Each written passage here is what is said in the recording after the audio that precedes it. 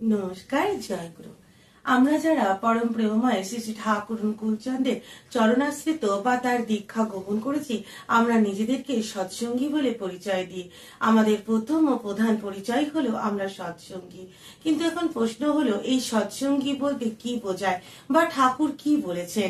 সৎসঙ্গী বলতে ঠাকুর বললেন, সতে সংযুক্তির সহিত তৎ গতি সম্পন্ন যারা, তাদের মিলন ক্ষেত্রই হলো সৎসঙ্গ।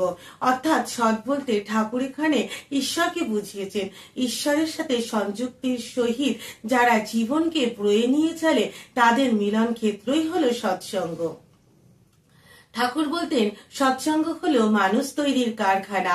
এখানে আমাদের দেহ, মন, আত্মার পরিশুদ্ধ হয়, আমরা প্রকৃতির নিয়মে নিজেদের জীবনকে চালনা করতে পারি। প্রত্যেকটি সৎসঙ্গীর জীবনের এক এবং একমাত্র উদ্দেশ্যই হলো ঠাকুরকে লাভ করা। ঠাকুর আমাদের জীবনের কেন্দ্রবিন্দু, আর তাকে আশ্রয় করে আমরা ঘুরে বেড়াচ্ছি। যেমন সূর্যকে কেন্দ্র করে কত গ্রহ উপগ্রহ ঘুরে বেড়ায়, ঠিক সেভাবেই আমরা ঠাকুরকে কেন্দ্র করে তার গ্রহ উপগ্রহের মতো চারপাশে ঘুরে বেড়াচ্ছি। আমাদের জীবনের একান্ত আকাঙ্ক্ষাই হলো ঠাকুরের সাথে সংযুক্ত হওয়া।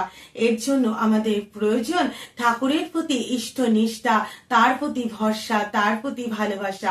তবেই আমরা ঠাকুরের সাথে সংযুক্ত হতে পারবো। প্রত্যেকটা মানুষই কিন্তু চায় অমৃত লাভ করতে।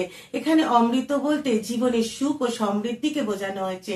এই সুখ ও সমৃদ্ধিকে পেতে হলে আমাদের কঠিন অনুশীলন প্রয়োজন। এই কঠিন অনুশীলনের মধ্যে দিয়ে আমরা সমৃদ্ধ হব। আমাদের জীবনের চলনার যে কায়দা ঠাকুর বলেছেন, সেই কায়দা শিখতে পারবো। আর এই কঠিন অনুশীলনের মধ্যে দিয়ে আমরা নিজেদেরকে যতটা কর্ষণ করব, ততই কিন্তু আমরা আমাদের জীবনের পথে এগিয়ে যেতে পারবো। ততই আমাদের মধ্যে আর্য কৃষ্টির জাগরণ হবে, আধ্যাত্মিকতার জাগরণ হবে। এই আর্য কৃষ্টি বলতে বোঝায়, আর্য কথার অর্থ হলো ঊর্ধ্বগতি, আর কৃষ্টি কথার অর্থ হলো কর্ষণ।